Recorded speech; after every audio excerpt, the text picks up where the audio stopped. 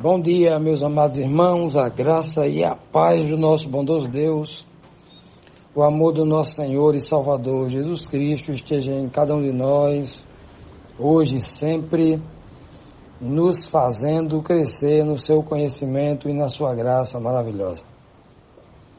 Amados, hoje chegamos aqui à sexta-feira, último dia aqui da nossa lição. Hoje iremos estudar as perguntas 11 e 12 sobre o tema desta semana, que é o sacrifício. Como João enxergava o sacrifício? O que João escutou de Jesus sobre o sacrifício, né? O que foi ensinado a João sobre o sacrifício, que ele escreveu e que nós também devemos aprender. Pois bem, vamos aqui à nossa pergunta de hoje. Primeiro, a 11ª pergunta, né, deixando bem claro que ontem, na lição de ontem, perguntas 9 e 10, nós vimos aí o tamanho do sacrifício que Cristo enfrentou. Primeiro, porque pregava uma palavra que o povo não entendia. E ele disse: por que não entendem a minha linguagem, né? E insistia ensinando quando as pessoas não queriam entender é um sacrifício sem tamanho, porque muita gente desistiria disso, né? E ele diz bem claro que ele não veio para julgar o mundo. Ele veio aqui como filho do homem para salvar o mundo. E tudo que fizeram contra ele não lhes tirou o foco do objetivo, que era salvar o homem. Porque estava disposto a esse tipo de sacrifício, né? Mesmo diante da afronta, da ingratidão, do não reconhecimento daqueles que ouviam os ensinamentos e eram beneficiados pelos sinais que eram feitos através dele. Pois bem, a 11ª pergunta nos faz aqui o seguinte questionamento: o sacrifício de Jesus o levou aonde nenhum outro homem poderia ir. O que isso nos revela sobre o seu caráter, sobre o caráter de Cristo? João 7:34 diz assim: vós me buscareis e não me achareis, e onde eu estou, vós não podeis vir. Veja que Cristo estava falando de algo que ele estava em algum lugar que ele estava naquele momento. E o lugar em que ele estava naquele momento, todos os discípulos já estavam lá. Onde eu estou, era onde ele estava naquele momento. Não é onde eu estarei no futuro, não. Eu estou naquele momento. Quando ele falou isso, ele estava no mesmo lugar aonde os discípulos estavam. Então, obviamente, a linguagem dele aqui não é literal.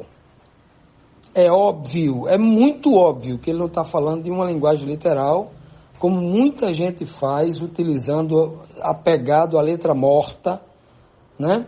Se apegando ali à literalidade da letra, sem se esforçar com o espírito para entender uma mensagem espiritual implícita por trás da letra morta.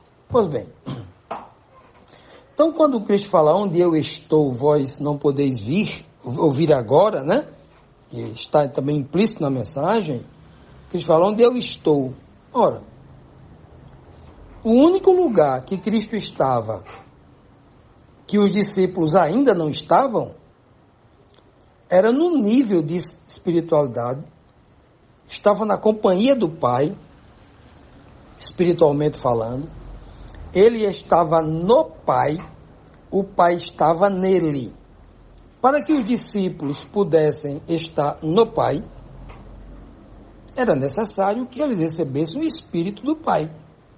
O Espírito original do Pai, que seria dado através de Cristo. Ou, segundo Paulo, né, o próprio Espírito de Cristo.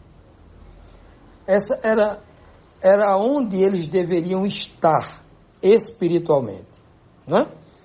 Por exemplo, Paulo vai dizer que nós somos o templo do Espírito Santo de Deus.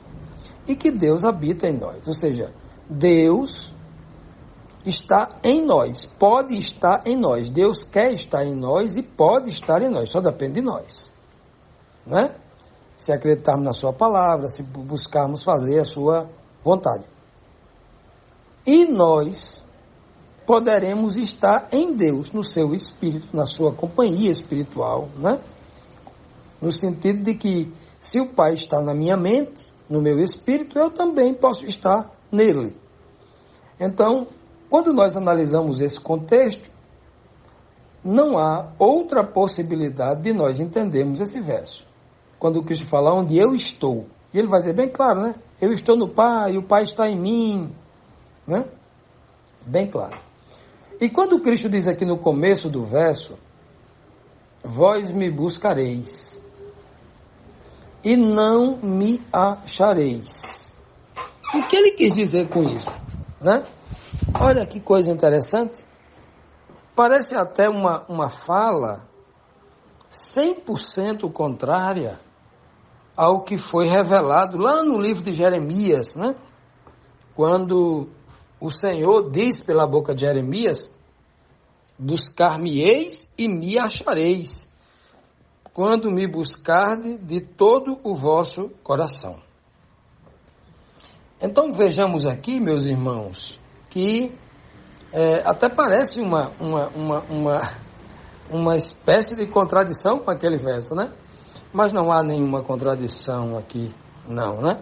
O fato aqui também, muito claro, é que Cristo está dizendo assim, olha, vocês vão me buscar fisicamente. Vocês vão buscar a minha pessoa, a pessoa física do Senhor Jesus, Jesus o Nazareno, né? Eles iriam buscar a pessoa de Jesus Cristo quando ele morresse, ressuscitasse e tal, e não o encontraria como pessoa, né? Eles não iriam encontrar a pessoa de Cristo enquanto eles estivessem, como Cristo falou, no mundo, ou seja, vivendo a carne, sem receber o batismo com o Espírito Santo. Mas quando eles, depois de 50 dias após a morte, após a ressurreição de Cristo, quando eles fossem batizados com o Espírito Santo, aí sim eles buscariam a Cristo e o encontraria de todo o coração, como diz Jeremias. Ora, por que Jeremias diz de todo o coração?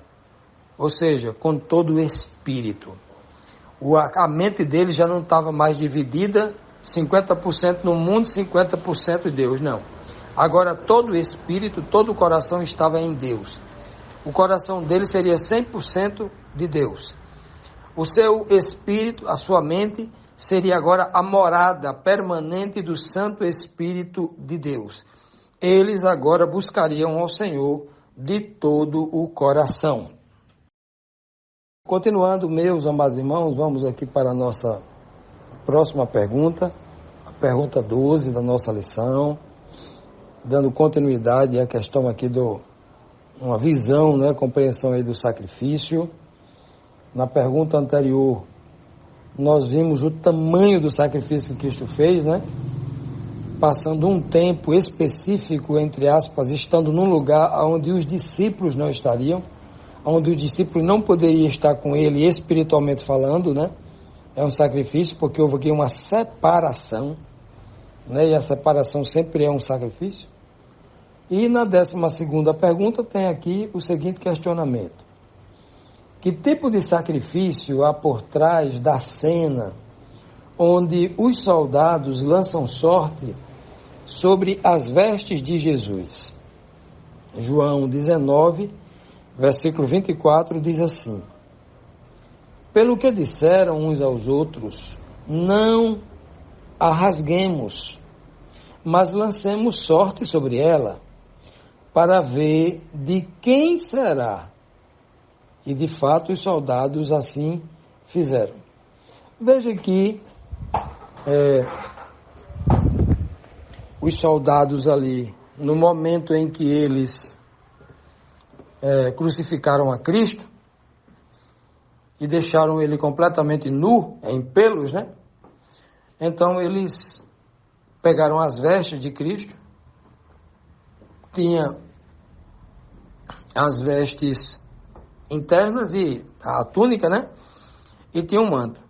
Algumas vestes eles poderiam rasgar, porque eram feitos de emendas, 2, 3, 4 pedaços de panos, né? Essa aí eles poderiam, eram costurados, eles poderiam rasgar e lançar sorte, dividir entre eles. Mas a túnica, que era feita de um único pano, essa aí seria uma loucura rasgar, iria diminuir o valor da veste, né? Então essa aí ele resolveu lançar sorte. A túnica era aquele vestido completo que vestia por baixo e por cima colocava um manto, né? Então era aquela roupa que Cristo vestia. E eles lançaram sorte, né, para ver quem ficava quem ia ficar com aquela peça inteira, né? Aquela peça inteira que não seria necessário rasgar. Pois bem, a pergunta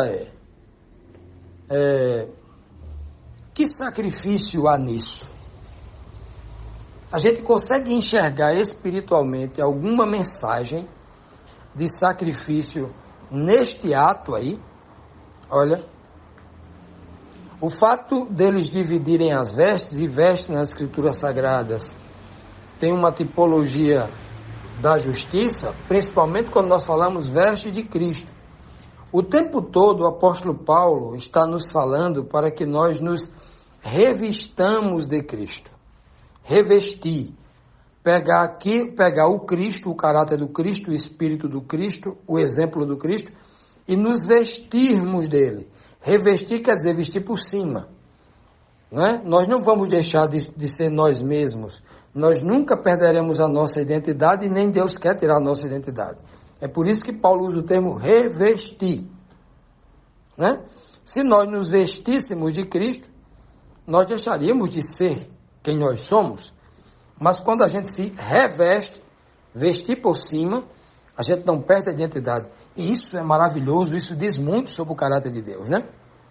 Pois bem, já o apóstolo João, no capítulo 19 de Apocalipse, eu acho que é o versículo 13, se não me falha a memória, ele diz lá que as vestes, elas simbolizam, elas tipificam os atos de justiça sobre os santos. Então, as vestes de Cristo, obviamente, simbolizam os seus atos de justiça ou a sua justificação imputada sobre todo aquele que se reveste dele, que aceita ele como único e suficiente Salvador. Então, quando aqueles homens maus, romanos, soldados romanos fazem aquilo, eles representam toda a humanidade que agride Cristo, que agride Deus quando peca. Toda a humanidade, quer seja apóstolo, quer seja discípulo, profeta, quem quer que seja, todos careciam do sangue de Cristo. Todos, inclusive aqueles que buscavam viver uma vida justa, sem exceção. Sem exceção. Todos careciam da morte de Cristo, todos carecem se revestir da justiça de Cristo. Todos, sem exceção. Né? Aqueles que se declaram crentes e aqueles que não se declaram, todos carecem disto. E aqueles soldados representavam toda a raça humana naquele momento, numa linguagem assim bem espiritual, bem tipológica. Representava a mim, representava você, né? Aqueles agressores, porque nós agredimos Deus quando não fazemos a sua vontade, quando transgredimos a sua palavra, quando pisamos a sua lei. Então, o fato daqueles homens dividirem as roupas exteriores de Cristo, o manto, dividiu entre eles, significa dizer que primeiro passo que a gente precisa fazer é realmente buscar este exemplo de Cristo. Né? Não é obrigado que cada um de nós seja exatamente igual a Cristo. 100%, porque nós temos a nossa identidade, né? Mas um pode pegar um pedaço de uma roupa, outro pega outra, ou seja, cada um pega um pedaço até ser sorteado, olha, sorteado de sorte, né? Até ser sorteado com a graça de Deus em ter a verdadeira roupa de Cristo completa, ser justificado. Então, aonde está o sacrifício? É Cristo estar completamente nu, em plena humilhação, diante de todos, uma vergonha sem tamanho. Uma vergonha sem tamanho. Está completamente nu diante daquele povo.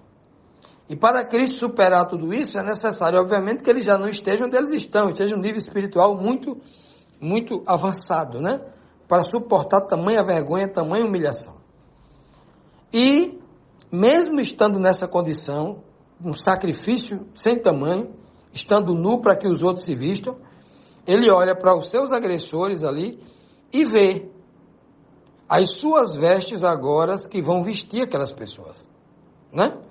Ou seja, os agressores agora vão ser justificados pela fé, uma tipologia.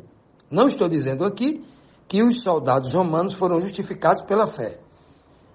No fato, olhando para o aspecto de que aqueles homens, soldados, seres humanos, significam todos os seres humanos pecadores que agridem, que são agressores contra as coisas de Deus, esses homens nesse sentido, eu, você e qualquer um que se arrepende, confessa Cristo como seu salvador pessoal, é revestido da sua justiça e como se recebesse essas vestes. Então veja, meus amados, o tamanho do sacrifício que Cristo fez para que nós pudéssemos ser justos.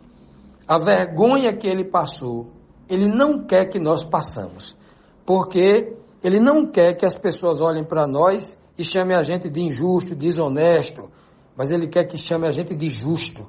E para isso, ele se anulou para que a gente pudesse receber essa justiça.